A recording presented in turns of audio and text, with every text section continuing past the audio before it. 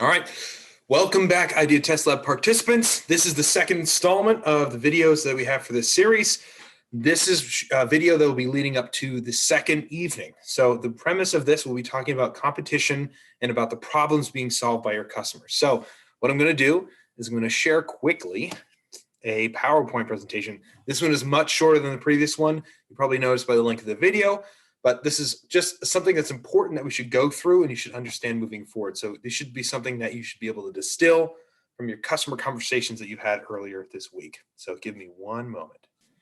Okay, we're here. So yet another interesting quote. Never try to sell a meteor to a dinosaur. Waste your time and annoys the dinosaur. The point of this is that by trying to sell the product to a customer who doesn't care about it or that you're not solving a problem for, you're not going to make it very far. And this is typically where we see some of our customers fail. Right? The number one reason startups fail over and over and over again is based on a CB Insights review, is that they build something that customers don't truly want. Right? They think of something that might be cool, but not needed. And so we'll talk about that. So framing the need, right, or the problem. So talking about framing the need or the problem, these are just words we use to talk about what is the issue or something that the customer wants to have solved, right? So when we go back, what are the components of an ideal customer? They have a problem, they know they have the problem, they're seeking a solution, and there's no financial or legal barriers blocking them, right? So it all starts with understanding what your customer is trying to do, the problem they're trying to solve, not the solution and why they need to do it. So again, this is a fixation on the problem or the customer, right? A focus on them first before developing a solution. Builders have a tendency to focus on the solution and then trying to force it on their customers. That's where you see some dissonance and that's where you see a lot of failure, right? They built something that no one cares about. So instead of building something and trying to sell it to people, it's starting with the problem and then build something to solve that problem. Another great way to do this is from Steve Blank. Basically, some consider the father of the lean startup and lean principles. So people don't want to buy a 1/4-inch drill; they want a 1/4-inch hole, right? You should be thinking about your product, service, or app or whatever it is. This is a means to an end, right? This solution is a means to an end. So the question is, what is the end they want? They want a 1/4-inch hole. There's many ways to do that. And 1/4-inch drill is one of a variety of ways to solve that problem by creating that hole. Another way to phrase this is by saying, what job does this product get done, right? The job to be done statement. This is in your Miro board. If it's there, that might be something for you to look into and try to work out yourself, but this is a kind of a way to frame it. In the customer's language, what do they want? So looking at an ironing board, what do they want? I have never met a person who says, I can't wait to iron, right? Or I want to iron. Ironing is not the need. So it's not, I want to iron my shirts, right? That's not what it is. It's, I want shirts that aren't wrinkled. That's a little bit closer, but we can dig a bit deeper by asking why, right? So before we had talked about asking why 5 times as a technique that we might use to really dig down to understand what people's emotional drivers are or understanding what is causing them to take an action. We do the same thing here. You might ask that same person, why do you want shirts that aren't wrinkled? And you might get the answer, which is a little bit better right here. I need to make a great first impression because I need this job if I'm going to be able to live in New York City. By understanding this, you're understanding that the problem is their ability to live in New York City and that these other things, including a shirt and a job, are allowing them to do that. Their goal is to live in New York City. And the job is the next step. And the step before that is a clean, presentable shirt that'll likely increase their chances of getting the job. We live in a world that is really complicated, but by digging down and asking why a lot of times, you can really find an interesting driver for it. It's not always just that they want something or it's the cheapest thing. Why do they want the cheapest thing? Why is that important? So there's more than one way to do this, right? So just like we mentioned, there's more than one ways to get a hole, a 1/4-inch hole in a wall. You can do this by wrinkle-free shirts, wrinkle spray, dry cleaner, or getting helpers, right? So if you're wealthy enough to be able to afford someone else to do it, or getting an Uber style situation or getting TaskRabbit to do that for you, right? This is a different way to solve that or find that solution. So whenever you look at a problem, there's a multitude of ways to solve it. So there's another way to look at this. So what is a problem to be solved? So it comes really in 2 stages, the problem and the root cause. So the problem, what is the most critical need, problem, frustrated thing you've seen your customer observe? So what is the thing that they're trying to get done, or what are the symptoms? And then why are they trying to get these things solved? What are they unable to overcome this problem? What is the root cause of it? What is causing all of this angst or frustration? Oftentimes it's an emotional thing. By digging down, you can understand the emotional components. And that might be something like this. What are they trying to get solved? It's not always that they just, want their car moved, or they want to explore something, or need better security. It's often something related to this, right? So newness or performance, convenience, there's a whole bunch here. All of these things are potential problems that your customer might want solved, right? And this is not all of them. This is by no means extensive, but this is just an opportunity to kind of think about what kind of problem does my customer want. After doing some customer interviews, you might look through some of these, and some of these might resonate, or you might find that some of them don't, but there might be another thing that binds those people together, that aggregates all of those customers together. There's a variety of things that different companies use. So Amazon focuses predominantly on convenience. They don't make a lot of products. They don't necessarily have to all be cheap, but they make the delivery incredibly, incredibly easy. 2-day shipping. So much so that it's become kind of an industry standard. Accessibility was one NetJets, right? So instead of having to buy one jet for your company, you could share a jet amongst other people.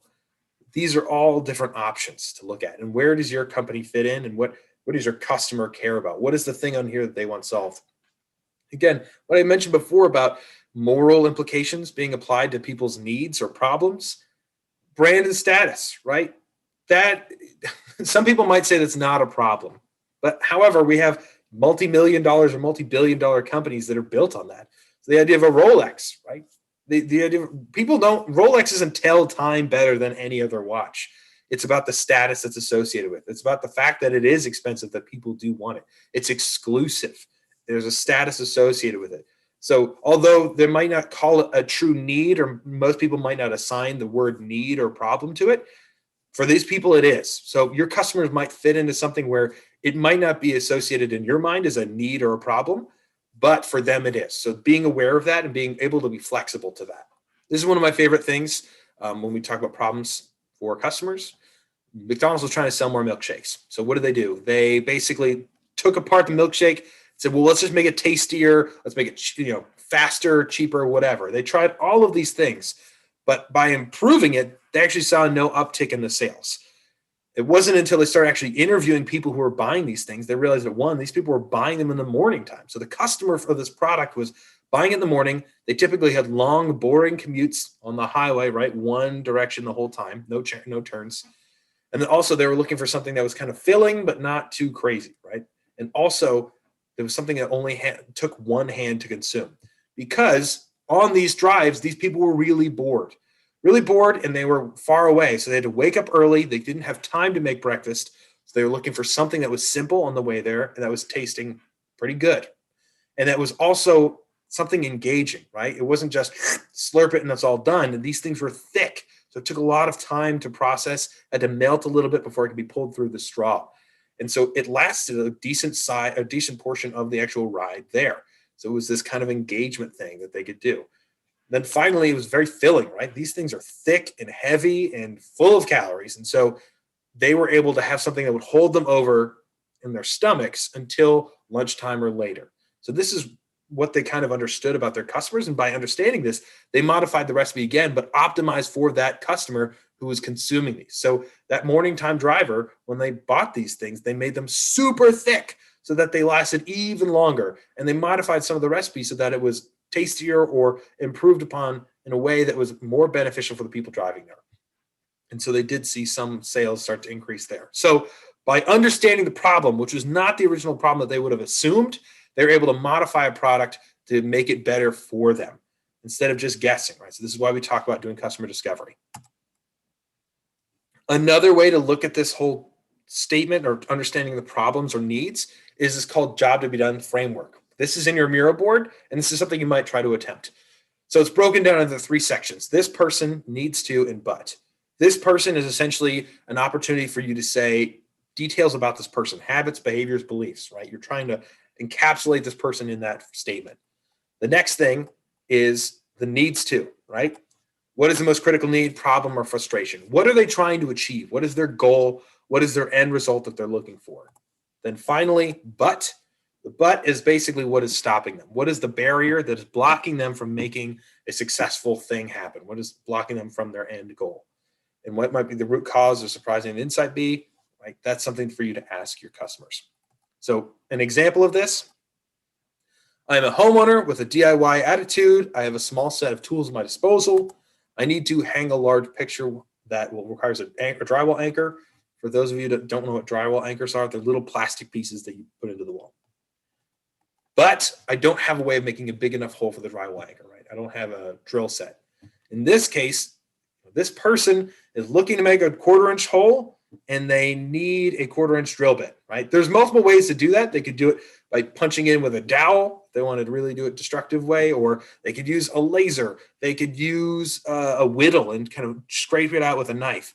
There's a lot of ways to do that, but a 1/4-inch drill is oftentimes the best way to do it. And it's informed by what they have. This person has a small set of tools at their disposal, hopefully a hand drill, right? So that means that they might be better leaning towards a drill bit as a solution. Competitors, you have them. Yes, you do have them. There are those people that say, I don't have anyone doing exactly what I'm doing, and that may be true. That may very well be true. However, you need to reconsider what the idea of competition or competitors are. That definition changes a little bit when we talk about business in general. Who are competitors? Right? So how do we find them? How do we find these people? Sometimes it's not obvious, and that's totally understood. Oftentimes we're typing or we're searching the internet or we're searching the world thinking about our solution already ahead. We've preloaded that in our minds. And we're starting to apply that. Well, oh yeah, is anyone thinking about exactly the way I am? And you might say no. But the reality is when you go and talk to your customers, go and talk to them about what they're doing right now. What's the problem they have? How are they currently solving it? Are they looking or finding other solutions? And if they have found some, that's your competition. But depending on the places where you find these people, right, digitally or physically, what channels are they using? Is your competition advertising there? Or can you find them there? This is a place for you to navigate. When we talk about finding your competition, think about it. How would your customer search on Google for them? The Google search is probably the fastest way to do this. But how is your customer Google searching for them? They're not going to be super detailed, right? Not like we would. Oh, I'm looking for a laser, email, blockchain, AI, whatever solution, right? They're probably something simpler. I'm looking for a way to address too much clutter in my neighborhood, or where's the recycling bins near me? Very, very simple phrasing. So think like your customer when you're putting it in Google. That will lend itself better than if you just try to say based on your solution. How would you figure out what they do, right? Or what they do? First off, start by looking at websites. Websites are a great place to look. Secondarily, look on social media, different locations, but some places don't have a social media account, right? That's maybe not part of their business model. Some B2B companies don't bother because their customers aren't using social media, or at least to the extent that we might think they would. They might be doing things like trade journals. They might find them in newspaper articles or magazine articles, publicizing about themselves or having other people publish about them. These are places where you can navigate and find information about them and kind of dig through there. Trade magazines, trade groups, all of those. Conferences are great places to learn about your competition and what they're doing. How do you figure out what's working and what's not? Customer discovery, again, by talking with customers, understanding how they're feeling about stuff, what they're doing, is a great place to start. How is it working for them? Have they used it?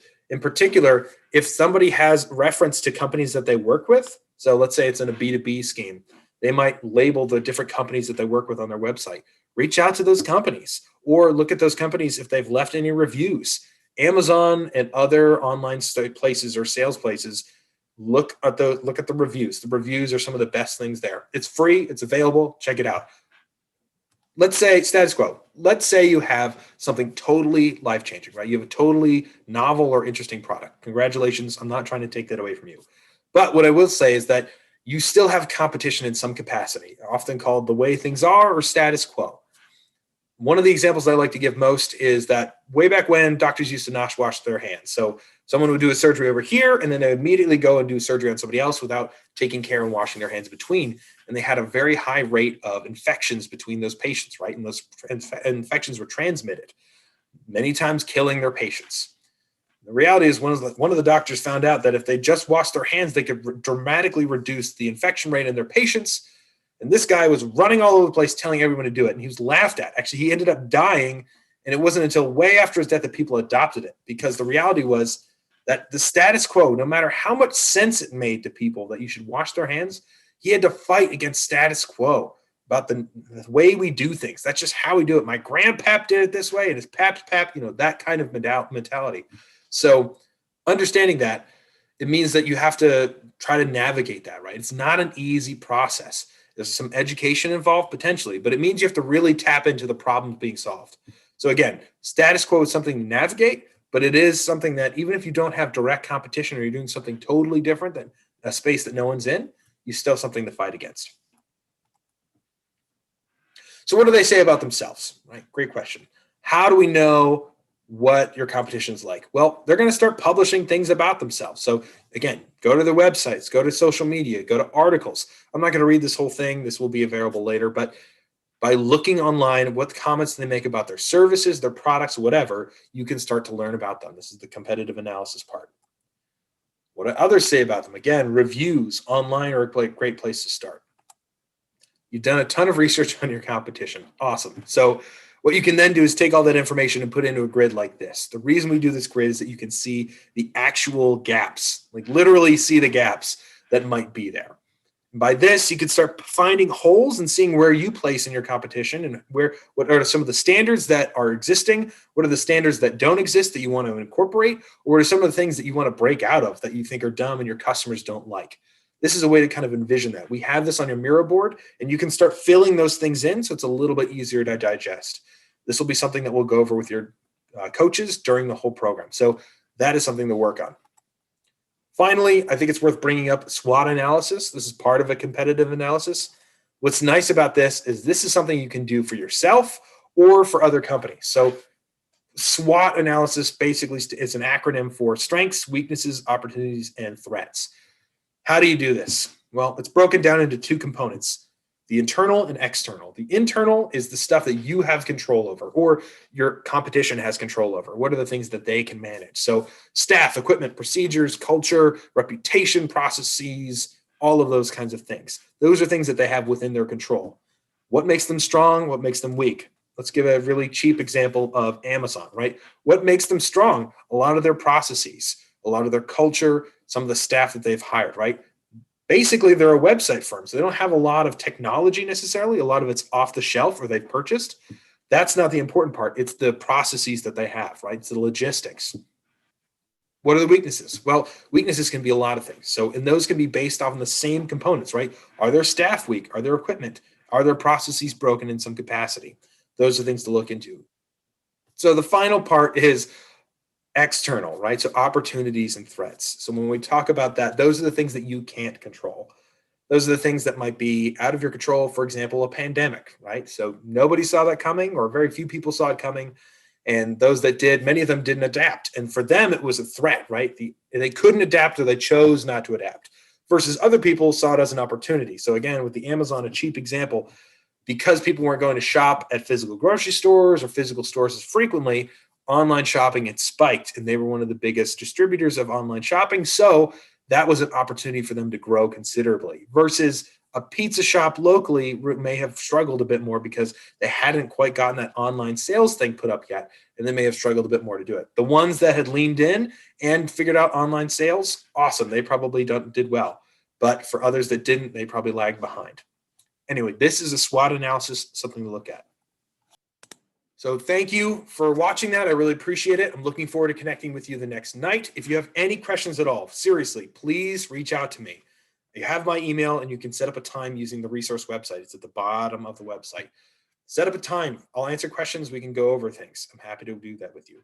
Otherwise, for the next time, you should have talked to 10 people, at least 10 stakeholders in the process. You should have watched this video and please upload stuff to Miro. That'll be really helpful for when we have one-on-one conversations with the coaches. So see you on Tuesday night.